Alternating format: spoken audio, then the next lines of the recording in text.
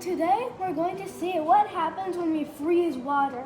First, we're going to pour water in here and then drop in food coloring to make a physical change in water.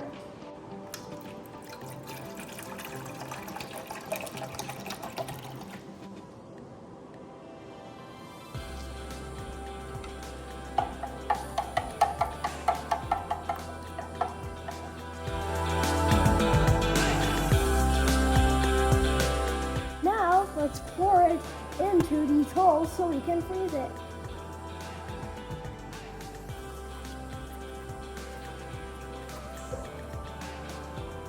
As we can see, this is a state of liquid.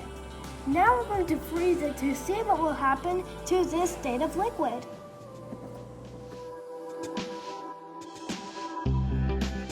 As you can see, friends, the water has froze into a solid. Now we can see if we can turn this ice back into a liquid by melting it.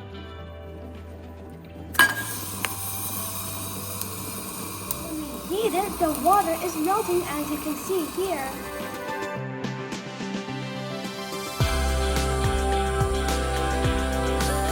For our final experiment, we're going to evaporate the liquid, so the liquid is going to turn into a gas.